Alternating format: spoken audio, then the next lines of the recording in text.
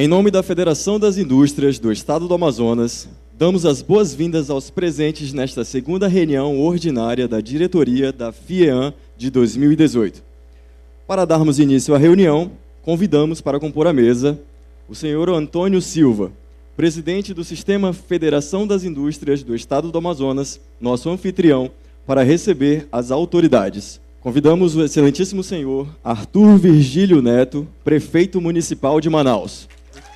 Quero fazer uma saudação especial ao meu neto, Pedro Antônio, que entrou lá no site da federação e viu que o Arthur se faria presente nessa segunda reunião do nosso colegiado. E me virou e disse: vô, eu quero ir para essa reunião com o Arthur. Eu disse: meu filho, essa reunião é para adultos, porque nós vamos tratar de algumas coisas de interesse para a cidade de Manaus. Vô, eu quero ir. E vocês sabem, avô. E aí chega aqui, o Arthur disse: não, ele faz parte da minha comitiva. Fiquei mal na foto. Excelentíssimo senhor Arthur Virgílio Neto, prefeito municipal de Manaus. Quero cumprimentar o senhor Alfredo Paz, neste ato representando o governo do estado, o nosso governador Amazonino Mendes. Inicialmente, queremos agradecer ao prefeito Arthur Neto pelo acolhimento ao nosso convite para participar da nossa segunda reunião anual de diretoria. Portanto, meu caro prefeito, seja bem-vindo. Aproveitamos também a oportunidade para fazer um agradecimento especial a você, Arthur, e a sua esposa, Elizabeth, pela participação na solenidade da imposição da Ordem do Mérito Industrial da CNI ao nosso querido general Eduardo Vilas Boas, comandante do Exército, proposição desta federação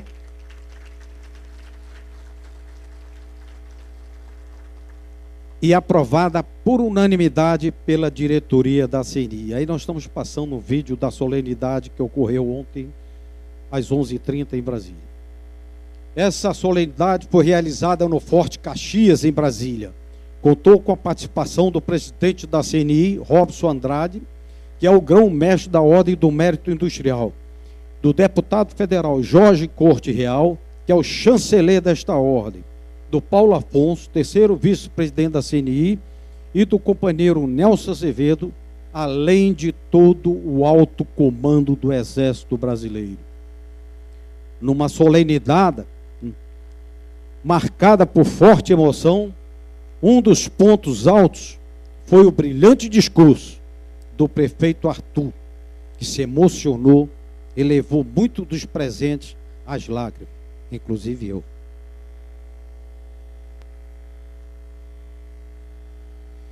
Meu caro Arthur, essa é também uma grande oportunidade para a indústria lhe ouvir sobre os nossos pleitos de melhoria para o nosso segmento e da cidade de Manaus. Todos nós sabemos que a capital do estado do Amazonas, uma cidade-estado, é uma das mais complexas do país, que exige dos seus gestores maiores recursos e soluções nada fáceis de serem implementadas. As nossas peculiaridades são únicas, pois estamos no meio da grande floresta tropical que atrai os olhos do mundo e, portanto, temos maiores cobranças para conciliar o desenvolvimento com a conservação ambiental, algo que sua gestão, meu prefeito, tem valorizado.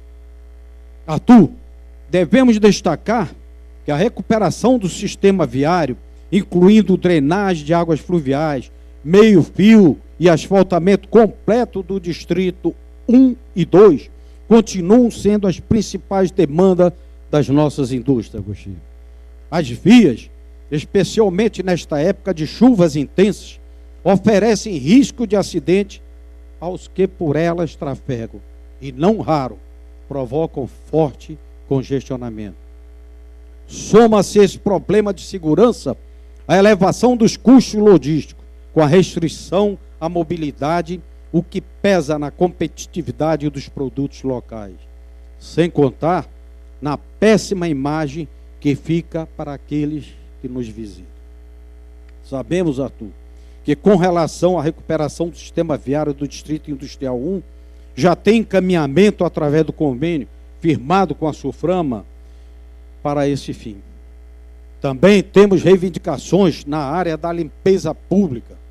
Infelizmente, em decorrência do acentuado número de invasões, especialmente no Distrito Industrial 2, o lixo é jogado nas ruas, atrapalhando fortemente o sistema viário.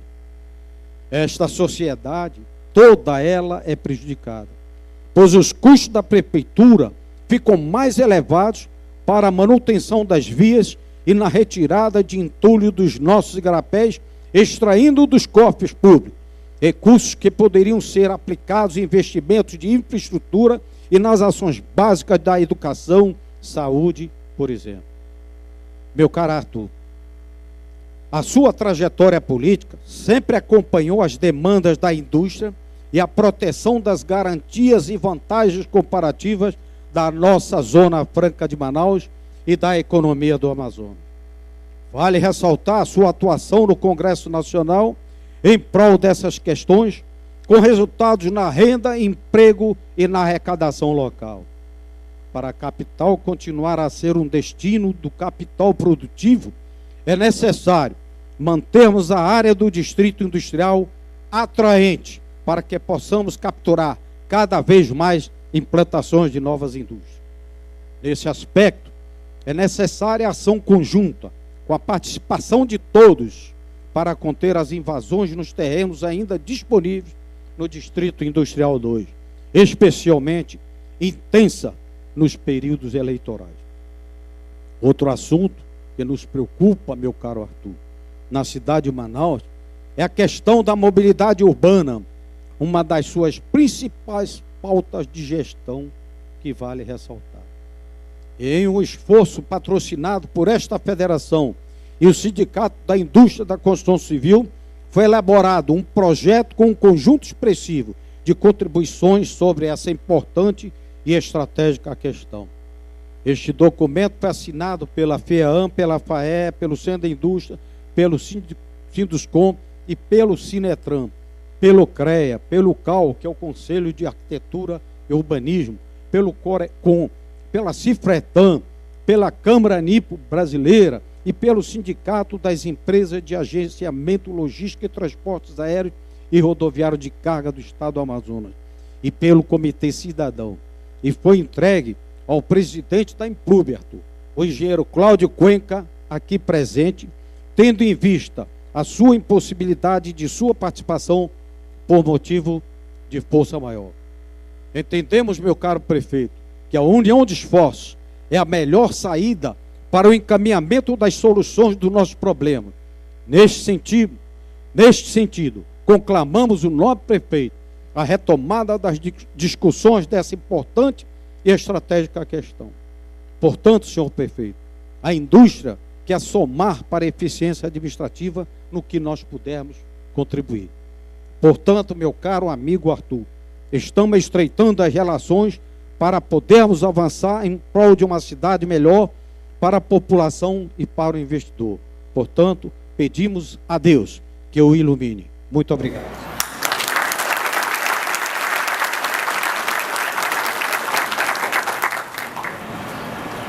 Eu venho para uma reunião como esta com a mesma reverência e com a mesma humildade com que os presidentes americanos comparecem todos os anos. Em determinada data do ano eu comparecia a um evento desses na presidência do presidente Obama, Barack Obama, que é o chamado Christian Day, o dia cristão. A história é assim: os presidentes americanos estavam ficando muito autoritários. Aí eu esqueci de uma coisa que eu não posso esquecer de jeito algum, esse nome. Esqueci de citar meu querido amigo Pedro Antônio Guimarães Simões da Silva. Peço que você se levante, Pedrinho, porque eu todos sabem do orgulho que eu tenho com a sua amizade. Obrigado. Pedro e eu somos amigos, que é uma coisa inquebrantável. É uma história que vem já de alguns carnavais aí, né? Pelo menos 2 carnavais, né, Pedro? E vamos continuar pelo tempo que temos aí todos, e você tem muito tempo. Mas, olha, então, o Christian Day, os presidentes estavam ficando muito autocráticos, porque o presidencialismo em si ele é um regime selvagem, ele é um regime que dá muito poder a quem preside o país. Nos Estados Unidos, ele é mitigado pela presença de um Congresso forte, pela presença de um judiciário igualmente forte, e acaba ficando uma coisa equilibrada que garante a prosperidade daquele grande país. Mas aqui, numa determinada época, os presidentes estavam muito autocráticos, estavam preponderando sobre os demais poderes, e aquilo foi visto pelas igrejas em geral, foi visto como se fosse um perigo para a democracia americana, que era uma democracia que marchava para se consolidar, mas não era uma democracia consolidada como a gente sabe que ela é hoje, tão sobejamente, reconhecidamente consolidada. Muito bem, então, estabeleceu-se o Christian Day, que era o dia cristão. Uma vez por ano, o presidente iria, obrigatoriamente, ele iria a uma sessão imensa, um café da manhã, cada dia está maior. Quando eu fui, devia ter umas 3.000 pessoas, e sentam em mesas, e eles distribuem pessoas correspondentes a você. Eu era senador na época, então sentei junto com um senador americano do Partido Democrata, outro do Partido Republicano, sentei junto com um deputado do Partido Democrata, outro do Partido Republicano, e tinha empresários, tinha professores, tudo misturado ali, e foi um dia assim muito bonito. Eu entendi, eu apreendi, mais do que aprendi, eu apreendi com 2 S, o que era o Christian Day. Então é com a mesma reverência que eu compareço a este evento, porque é hora de prestar contas, é hora de falar de projetos, é hora de trocar ideias, é hora de se dar bons passos na direção dos consensos que devem fortalecer o Amazonas nas suas reivindicações. Isso acima de cores partidárias, acima de injunções políticas, acima de injunções que possam ser impostas por uma coisa boa, saudável, que são as eleições. A eleição não foi feita para dividir país, foi feita para unir o país, o vencedor que seja vencedor, os perdedores que sejam perdedores, mas, sobretudo, que nós saibamos estar acima disso quando se tratar dos interesses fundamentais do Estado do Amazonas, e são alguns interesses que eu gostaria muito de ressaltar aqui. Por exemplo, a Zona Franca de Manaus. A Zona Franca de Manaus, nós temos, não é, Mourão, Osíris, temos discutido isso muito. Nós temos necessidade de dar muitas guinadas neste modelo. Eu diria que, e eu dizia isso lá atrás, a prorrogação, ela era essencial. Sem ela, nós não teríamos nada mais. O prazo já teria vencido, inclusive. Eu estaria já, seria 2023, né? Então, simplesmente não valeria a pena mais ninguém investir uma agulha lá, porque a prorrogação era fundamental. Mas a prorrogação ela tinha que vir acompanhada, e isso nós não conseguimos até o momento, da infraestruturação tecnológica, ou seja, fortalecer o estoque de capital intelectual, fortalecer fazer a revolução da indústria, da infraestrutura de telefonia celular, da infraestrutura de internet. Nós somos um estado quase que em situação de incomunicabilidade, porque não temos a estrada, nós não temos hidrovias, nós temos rios, não temos hidrovias, e nós não conseguimos nos comunicar nem aqui dentro, e quanto mais quando falamos para fora. Somos um estado quase que em estado de incomunicabilidade, estamos incomunicáveis. E se telefona 10 vezes para dar um recado de 1 minuto, bastaria 1 minuto, nós precisamos gastar 10 chamadas. Ou seja, a ineficiência, a ineficácia desses sistemas. E aí é que entra, Fábio, o nosso projeto da agência reguladora, que é precisamente para, com o mandato seu, que é o homem da agência que nós criamos aqui agora, o seu mandato vai além do meu, que significa dizer que você é independente de mim, porque a agência reguladora não é para obedecer ao prefeito, ao governador, ao presidente. A agência reguladora não é para seguir nada de partido político nenhum. A agência reguladora é para fazer, claro que sob os olhos das leis brasileiras e sob a fiscalização do próprio parlamento, seja municipal, no caso, seja federal, seja estadual, fazer a regulação de serviços que já existiam e não estavam sendo regulados, ou de economias outras que surgiu, como muitas vão surgir aqui conosco, e precisam dessa disciplina que vem da agência reguladora. Mas, muito bem, nós precisamos de muita coisa. Nós precisamos de criar novos polos. Nós precisamos aproveitar o que a biodiversidade nos oferece. Está aqui o Centro de Biotecnologia da Amazônia, que é uma coisa, eu considero um desperdício muito grande nós não termos saído desse 0 a 0 até hoje. Quando nós sempre repito essa frase, ela deve estar cansada, a pessoa deve estar cansada de ouvir o que digo, mas nós podíamos ser uma super Costa Rica, vivendo a Costa Rica. O Brasil viveria de muito mais coisas, mas a Costa Rica vive exclusivamente de ecoturismo e vive da exploração da sua biodiversidade. E a Costa Rica vai bem melhor que o Brasil. A Costa Rica está muito melhor que o Brasil nas suas contas, está melhor que o Brasil na capacidade de oferecer bem-estar para o seu povo. É um país que não tem exército, nós precisamos de ter exército, e eu preconizo um exército forte, e aqui vimos ainda há pouco, e isso emocionou a todos nós ontem, a mim me emociona sempre essa figura, que é uma figura absolutamente inesquecível para quem o conheceu, e imortal na história do Exército Brasileiro, que é o general Eduardo Vilas Boas. Nós temos muita coisa para ver, mas muito bem.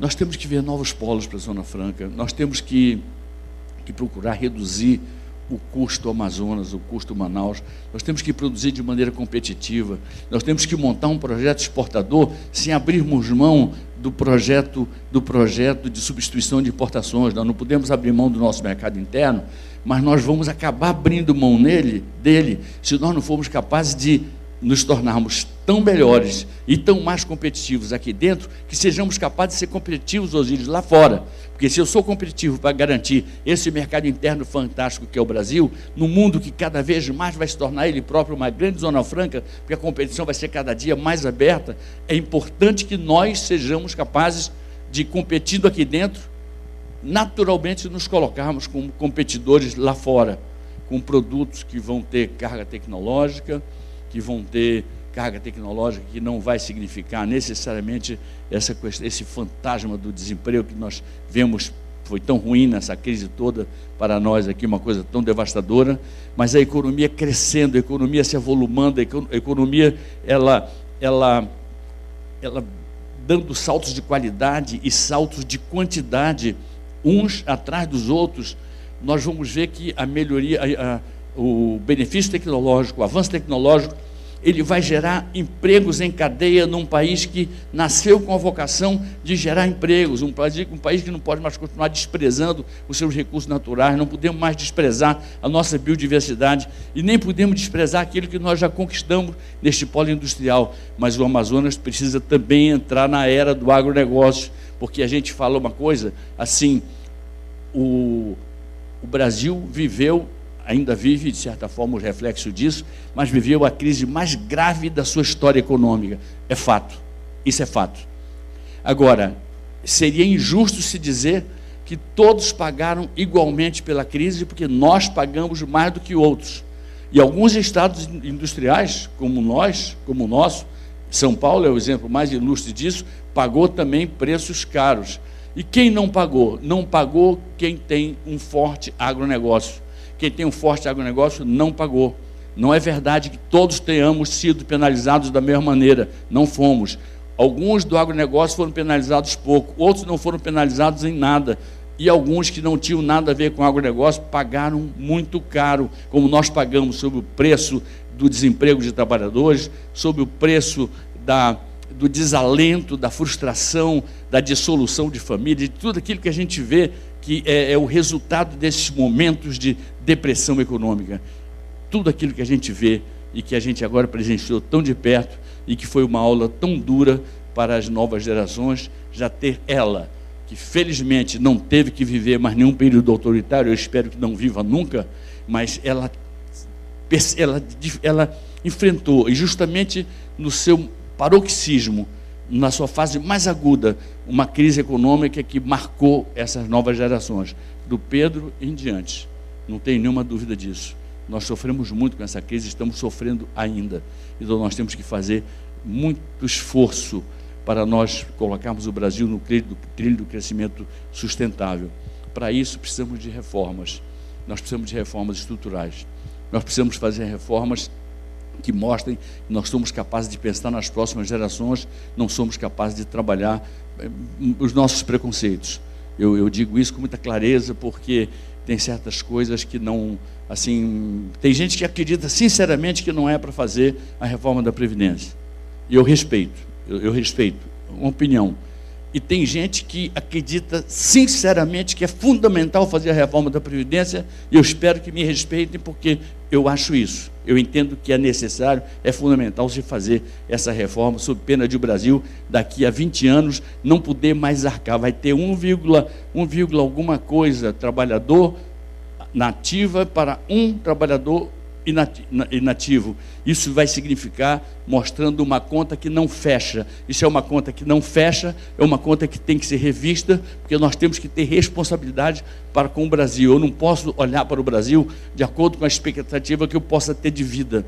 Eu não posso olhar a não ser pela expectativa que meus netos, meus trinetos, todos os da minha família, todos que estão aqui, as famílias de todos nós todos temos que construir um país que seja capaz, já pelas atitudes que tomaremos neste momento, que nós sejamos capazes de envelhecer.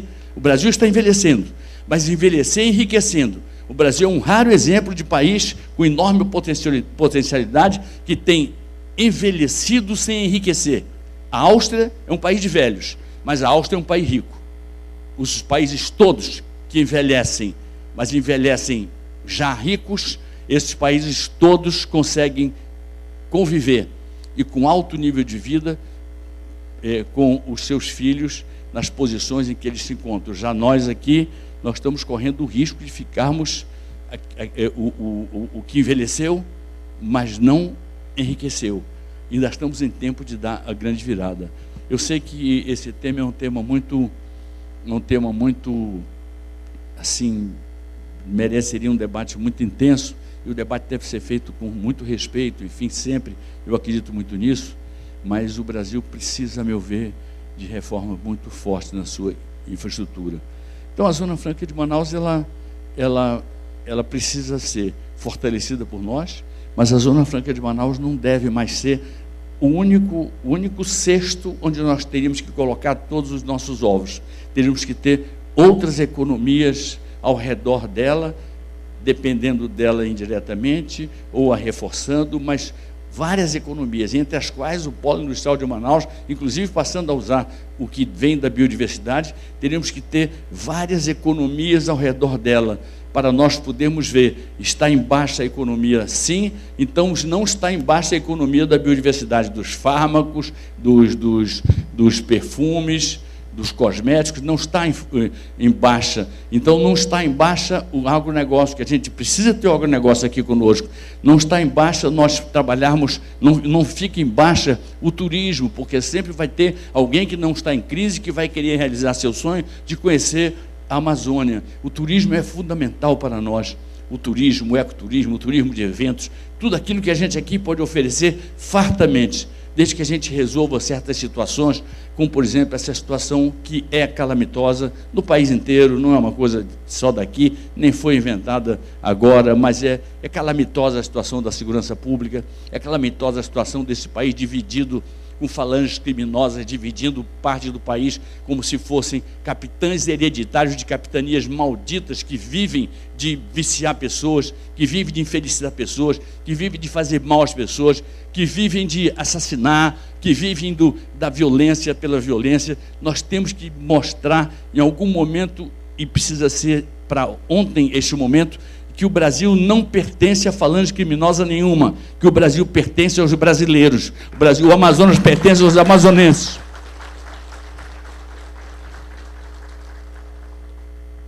Por isso, eu queria, falando sobre Zona Franca, e falando sobre a nossa economia, eu digo que eu espero da economia brasileira um ano de crescimento ano que vem. Esse ano o crescimento foi mínimo, mas ano que vem um crescimento melhor em relação a este ano, longe ainda daquilo que a gente imaginaria que fosse suficiente. Mas não sei, que, a depender das medidas que sejam ou não sejam tomadas, lá para 2023, 2022, a gente vai ter problemas outra vez. E uma coisa que eu sinto, aí é uma questão do que eu possa ter de experiência na minha relação, que é muito forte, da minha relação com o povo, na minha relação com as pessoas da minha terra e do meu país. Nós não aguentamos impunemente, sem graves consequências, um novo período recessivo tão cedo. Nós temos que nos livrar desse fantasma, porque nós não aguentamos um novo período recessivo sem graves problemas sociais, sem graves problemas políticos, sem graves problemas institucionais. Eu queria me dirigir a vocês e falar de algumas coisas que eu tinha pontuado aqui. Olha só, o fortalecimento institucional. Nós tínhamos como objetivo o tempo inteiro trabalhar o fortalecimento institucional de Manaus. Nós entendíamos que uma cidade com instituições fortes, com instituições respeitáveis, eficazes, ela se tornaria uma sociedade, tornaria a cidade menos vulnerável a essas crises cíclicas todas. Então nós temos hoje o resultado, por isso que eu falei na Firjan ainda há pouco. O índice Firjan coloca Manaus como a cidade mais ajustada fiscalmente do país. Nós temos quem trata de contas públicas oficialmente considera que a nossa contabilidade pública é a mais organizada do país. Quem trata disso é a Anemprev, a entidade que cuida de avaliar as previdências públicas, considera que a nossa previdência é a mais sólida dentre todas. Eu vou dizer aqui, o poderoso Estado de São Paulo, poderosíssimo Estado de São Paulo, ele não retira o seu certificado de normalidade, como é que chama, Lorival? O certificado o CR, de regularidade, obrigado, o certificado de regularidade previdenciária, não retira por vias ortodoxas, retira pela via das liminares, se pendura impostos e continua podendo fazer convênios. Nós aqui respondemos a cada 6 meses a 35 quesitos muito duros da Previdência Nacional, do Ministério da Previdência, para, ao fim e ao cabo, recebermos o que temos recebido pela porta da frente, sem nessa história de liminar, sem nada disso, para recebermos pela porta da frente o certificado de regularidade previdenciária. Isso compõe o quadro de quem se preocupa com a questão fiscal. Nós temos, por exemplo, em relação aos órgãos de financiamento internacionais e nacionais, nós somos AAA, AAA em tudo. Em relação ao Tesouro, mudaram a metodologia, nós somos agora A quando se trata de tudo, A e A, mas somos B quando se trata de investimento, porque, ora, a gente já investe quase 11% do nosso PIB, a gente tem o objetivo de investir no nosso orçamento 20% em 2020, esse é o nosso objetivo, a gente trabalha com metas, mas nós não podemos fazer milagres, enfim. Ora, se a gente não recebeu recursos de fora importantes, se a gente recebeu menos do que outros municípios e outros estados, a gente ficou com uma nota B, a gente tem uma nota B aí. Até cometeram um equívoco, eu disse para a moça ontem, eu digo, olha, a senhora está completamente enganada, a senhora pode estar certa em outras coisas, uma importante funcionária do Ministério da Fazenda, mas a senhora não venha me dizer que nós somos menos que A. Aí ela tentou mostrar que nós somos, ela reconhece que errou, dizendo que nós não éramos A e A, mas insiste que nós somos B quando se trata dessa questão do investimento. Sabe o que é o investimento? É o governo federal pegar e dizer assim, ó, isso aqui é tanto para ti, pronto. Então já melhorou, o cara vira A. Mas vira A sem mostrar a capacidade que a gente teve de fazer o ajuste que a gente fez. Poupando no custeio para fazer salvaguardar recursos para o investimento. Nós procuramos fazer com que, ao invés de irmos buscar saídas mágicas pela via do aumento de impostos, nós fomos buscar uma saída que não é mágica, pelo corte de despesas, pelo corte de guarda de custeio, e aqui eu faço uma declaração com toda clareza. Para quem quiser saber a minha opinião, eu digo agora com muita clareza e com a clareza com que eu costumo falar para as pessoas. Eu sou completamente contra qualquer milímetro de aumento de carga tributária nesse país, porque isso não vai levar o país ao desenvolvimento. Vai levar o país a momentos de desafogo e depois a problemas enormes que virão, que os nossos concorrentes, todos os nossos países concorrentes nossos, todos eles dispõem de uma carga tributária mais confortável que a nossa, e as deles já são altas. A nossa é elevadíssima, a nossa é escorchante. E tem um cálculo muito simples em economia. Você vai aumentando a carga tributária e vai arrecadando mais. Como quem vai espremendo, vai ordenhando a vaca ao ponto de arriscar a saúde dela e, portanto, a capacidade dela de continuar doando leite para quem a ordenha. Mas chega um momento em que a cada unidade de crescimento de carga tributária vai corresponder a uma unidade a menos de recebimento de impostos. Porque chega uma hora que as pessoas não podem mais pagar. E as pessoas não pagando, o que elas fazem primeiro, antes de fechar suas empresas? Elas não querem fechar suas empresas, elas param de pagar impostos. Essa é a verdade. Outras correm para o fundo do quintal, correm para a clandestinidade. Outras passam, abrem mão do crescimento tecnológico. É uma tragédia quando a gente trabalha com empresas que não estão podendo se manter à luz do dia, e elas gostariam de se manter à luz do dia, ou de vir para a luz do dia, mas para isso era preciso nós fazermos uma reforma tributária que fosse uma reforma de verdade, uma reforma que olhasse o Brasil como um todo, e não, por exemplo, aquela solução simplista que começa por dizer, vamos cortar incentivos. Aí corta incentivo de onde? Daqui, quando nós temos o IVA, dá para a gente regular a sobrevivência da Zona Franca no IVA, dá para regular aqui. O que não pode é desconhecerem que se Castelo Branco e Roberto Campos viram, Roberto Campos, a ideia do desenvolvimento de uma região subdesenvolvida como a nossa, por isso a Zona Franca, e Castelo Branco viu a ideia da segurança nacional numa região de fronteiras como a nossa, por isso a Zona Franca. Aí tem uma outra razão, que é a razão ecológica. 97% da cobertura florestal do Amazonas se mantém, graças a nós termos uma alternativa para oferecer indiretamente ao interior. Fora disso, as pessoas, entre morrer de fome ou avançar sobre a floresta, avançariam sobre a floresta e seria um desastre para o mundo, porque seria um desastre para o Brasil, seria um desastre para nossas perspectivas econômicas, e tudo isso tem que ser evitado e pode ser evitado, porque o nome que nós precisamos é desenvolvimento econômico. Precisamos muito disso. Eu vou voltar aqui para um outro ponto, para dizer, aliás, eu sou meio indisciplinado para essa coisa de ponto aqui, mas responsabilidade fiscal, já falamos dela muito bem. Transparência, eu tomei um susto, porque nós fizemos uma vez, teve no Tribunal de Contas, e nós estávamos lá embaixo nessa questão da transparência. E eu falei, pô, mano, não estamos escondendo nada, então por que está lá embaixo?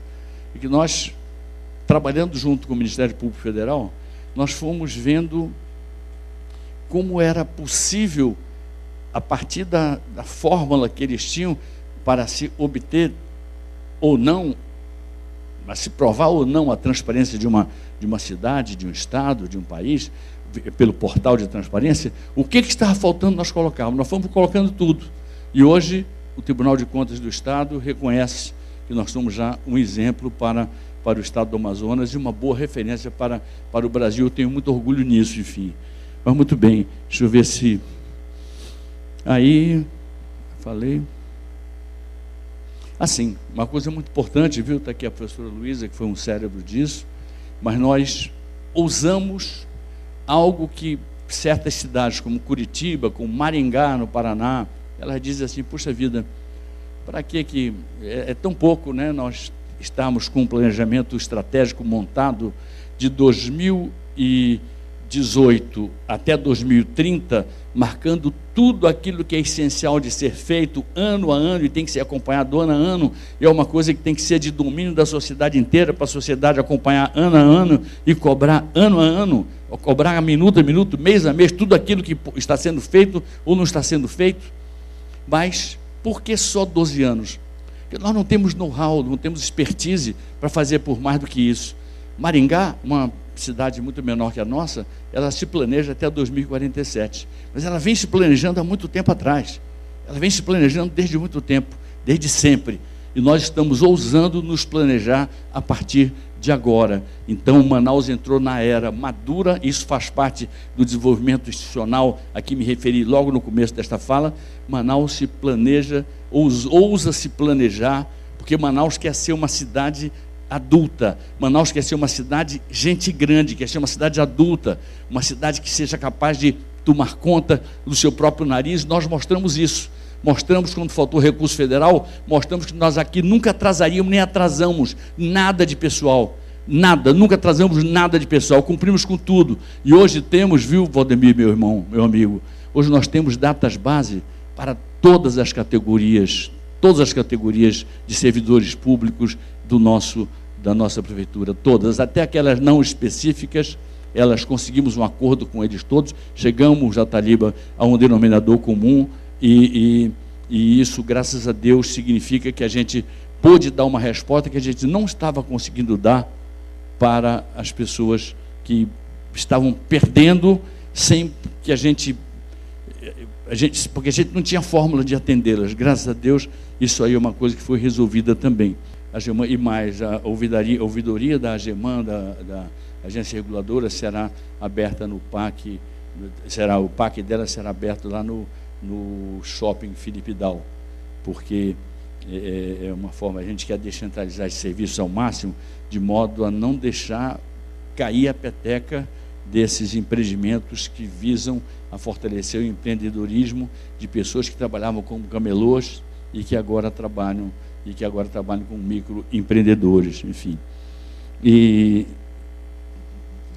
temos a Secretaria de Parcerias e Projetos Estratégicos, porque nós queremos, e aí a AGEMAN entra conosco nisso, nós queremos, o que Manaus? A cidade inteligente, ela está avançando. O BRT, já temos a primeira proposta do BRT, um primeiro consórcio se apresentou. Estamos fazendo um chamamento público para que outros consórcios se apresentem, para nós julgarmos, através de uma licitação bastante dura, porque está em jogo aí o futuro da mobilidade urbana da nossa terra, pelos próximos 20, 30 anos. Nós queremos ver como se faz isso com muito rigor. Mas são bem-vindos os consórcios que vêm do país inteiro, ou do exterior, de onde eles queiram, que venham para nós fazermos um BRT que seja o melhor possível, a melhor forma de BRT. O BRT não é mais aquela coisa estática que nasceu em Curitiba e que se espalhou por 102 cidades do mundo. O BRT está em muito mais do que 102 cidades do mundo hoje, e nós escolhemos o BRT como sendo a melhor forma de se dar o grande salto tecnológico de um sistema exaurido como que está aí, que vira alimentador, para um sistema de tecnologia melhor e com relação custo-benefício melhor para todos nós. Nós vamos, se Deus quiser, poder lançar essa licitação neste ano, se Deus quiser, neste semestre. Estamos lutando muito para que isso aconteça, vai depender agora da afluência de pessoas que concorram nele. Mas eu ainda passo para outro episódio aqui, deixa eu ver, e depois eu tenho uma mensagem para dar, uma mensagem que serve para todos nós, sobretudo para os jovens, serve para todos nós. É uma experiência que tenho vivido e que eu quero passar muito de coração para todo mundo, e com isso eu vou encerrar a minha fala. Mas saúde, nós entregamos desde 2013 57 unidades básicas de saúde.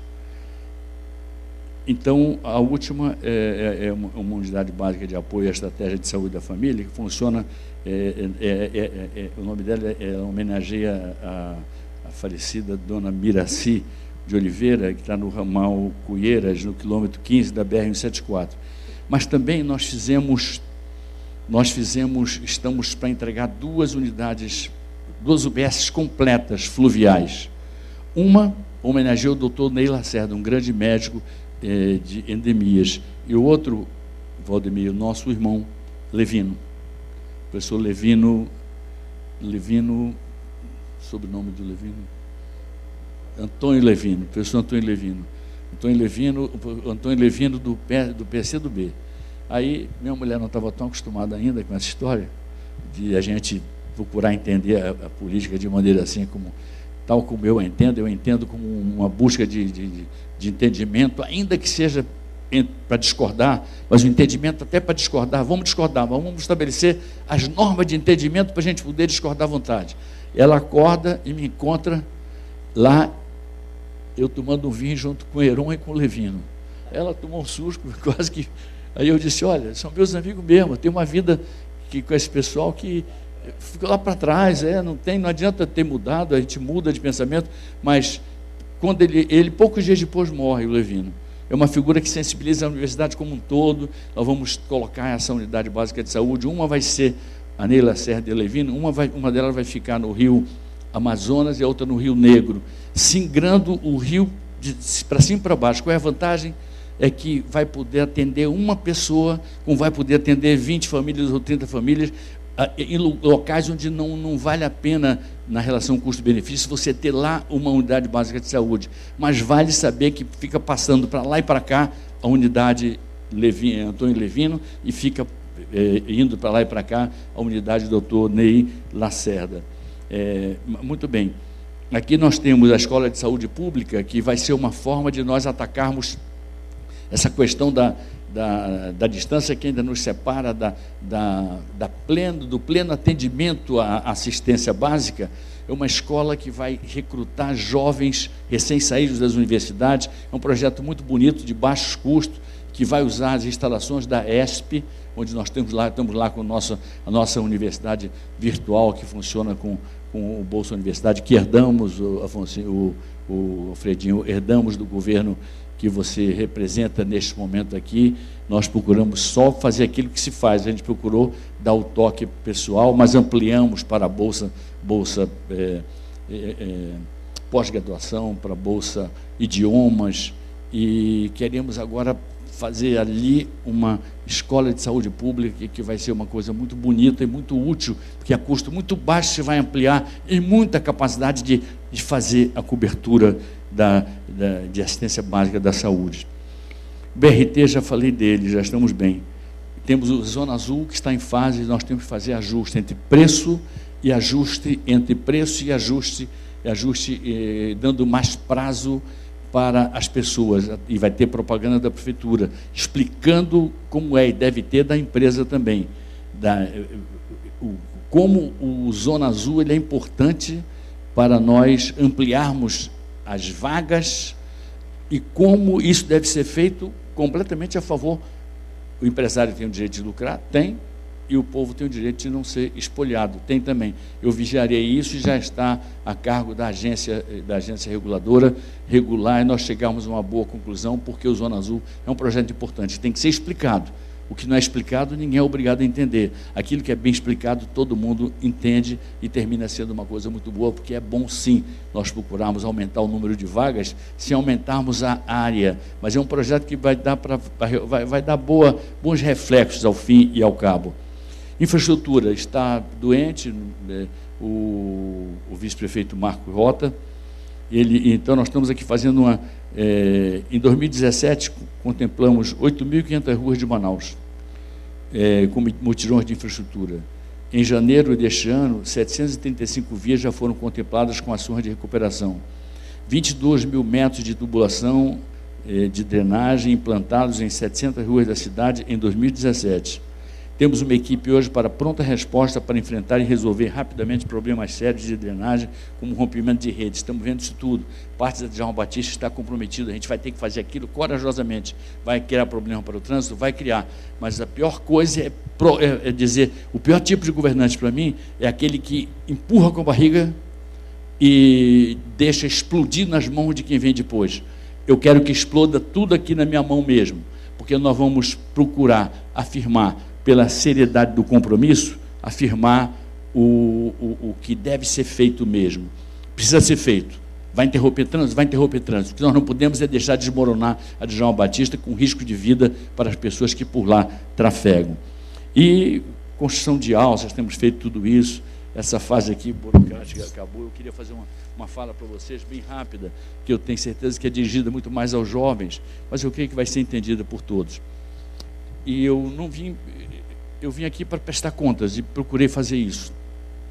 Mas tem uma coisa: desde que eu cheguei no parlamento, e eu era filho de um ilustre, eu não cheguei lá 0 quilômetros, eu era filho de um ilustre parlamentar que me deu muitas aulas, que me preparou muito para o momento em que chegasse a minha vez, eu poder fazer isso, um pouco que eu fiz com Arthur Bisneto, o momento em que chegasse a minha vez, eu poder, se eu quisesse mesmo, ele não recomendava isso, mas se eu quisesse mesmo entrar na vida pública, que eu tivesse lá um padrão de comportamento que vinha da experiência dele, e eu procurei seguir, e não foi uma coisa que resultou em coisa ruim para mim. Mas muito bem, é você ser oportuno, falar na hora certa, procurar enfrentar com coragem, sem desrespeitar seus adversários, procurar enfrentar com coragem os problemas, separar problema de adversário. Adversário é uma coisa, problema é o que tem que ser derrotado. O adversário não tem que ser derrotado, quem tem que ser derrotado é o problema. E aí você enfrenta o adversário com esse espírito saudável por aí. Mas muito bem, eu nunca senti nenhum preconceito contra mim, nenhum. Durante todo o tempo em que fui parlamentar, foram 20 anos de parlamento, eu nunca senti nenhum preconceito, zero. Senti receptividade, senti que fui bem acolhido, senti bom acolhimento e tudo.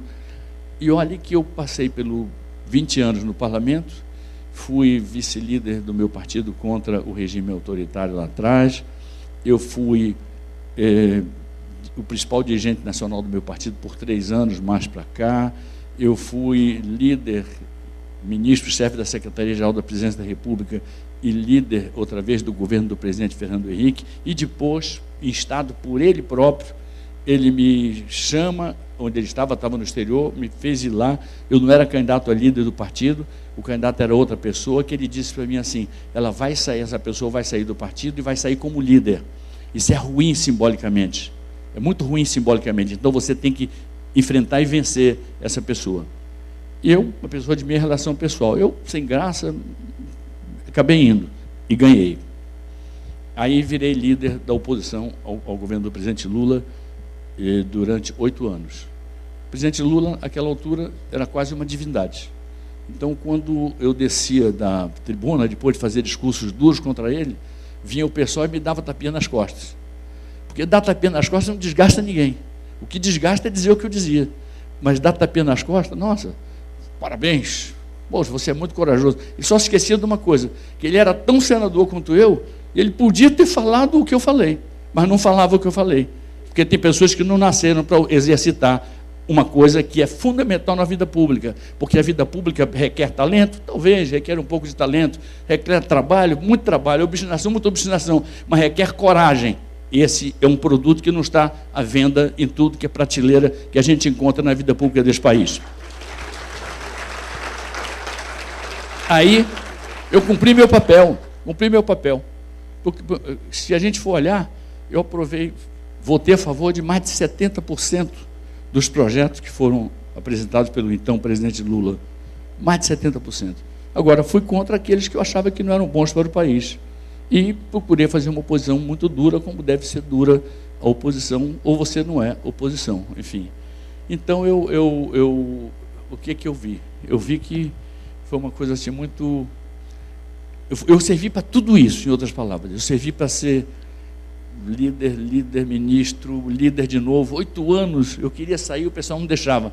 Eu dizia, bom, já cumpri 2 anos, agora eu vou sair. Não, fica. Já vinha aquela lista de assinaturas e me reconduzia toda vez. Eu falei, poxa, então, se eu resolver me lançar candidato a presidente da República, eu posso não ganhar no meu partido, posso ganhar no meu partido, se ganhar no partido, acho que eu seria um candidato mais forte do que governador de São Paulo, mas o fato é que me parecia um jogo assim muito normal, Apio, um jogo muito normal. Mas aí eu percebi pela primeira vez o peso do preconceito. preconceito de região. Eu poderia ser líder 500 vezes. Eu poderia ser ministro, sim, e fui, mas eu não poderia ser presidente da República, porque isso aí, eles entendem lá que é vedado alguém da minha região e que é uma prerrogativa deles. Eles, que pela parte do meu partido, vêm perdendo eleição uma atrás da outra. Perderam 4 e agora parece que não querem nem ir para o segundo turno. Parece que nem vontade de ir para o segundo turno eles têm. Mas muito bem, eu olhei e tomei um susto com isso. No começo me chocou muito, mas muito bem. Então o que a gente consegue com tudo isso? Digamos que eu vou trabalhar o que eu puder trabalhar, mas eu sei que tem uma máquina muito poderosa, é uma máquina muito fechada, não é para fora do país, é uma máquina para dentro do partido. Não é fácil ganhar aquilo, mas eu queria que ficasse um exemplo sobretudo para os mais jovens, porque aqui, e este é um complexo de inferioridade que eu quero ajudar a tirar de todos nós e começar a tirar de mim, porque eu não sou dado a complexo de inferioridade. Primeira coisa é o seguinte: alguém diz assim, poxa, eu quero ser homem público, vereador, deputado estadual, e ambos têm tudo para crescer muito bem. Deputado federal, coisa bonita. Senador, puxa, que passo à frente. Prefeito de uma capital importante como Manaus, que coisa boa. Governador de um estado simbólico como é o Amazonas, que coisa boa. Mas presidente para nós não.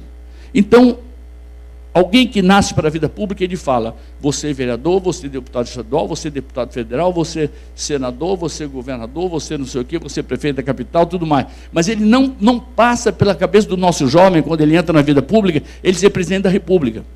Depois deste exemplo que eu quero deixar, eu quero que as pessoas digam assim, eu entro na vida pública para ser vereador, deputado estadual, deputado federal, para ser ministro, para ser tudo, e presidente da República também.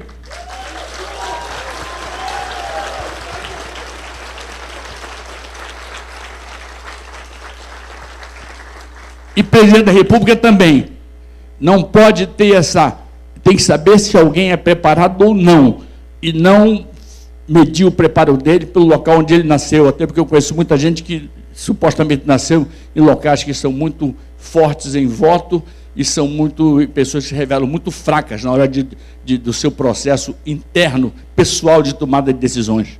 Então, para mim, uma grande vitória é poder dizer que eu tenho certeza que daqui para frente nós mexemos com um bichinho muito perigoso que atiça a inteligência dos meus conterrâneos.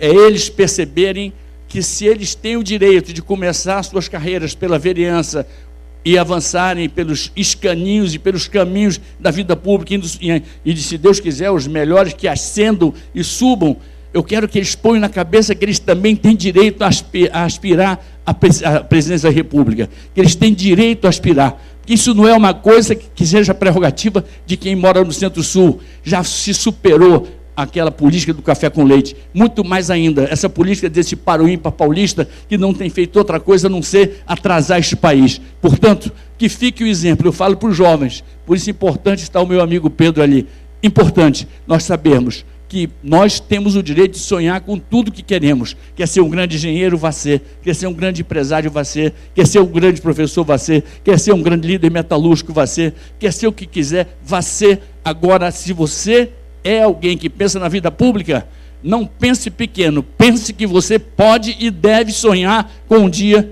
presidir o seu país. Muito obrigado.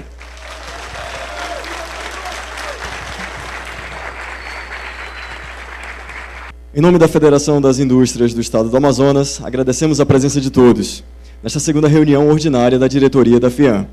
Convidamos agora para um coquetel de congraçamento que será servido no salão de eventos ao lado.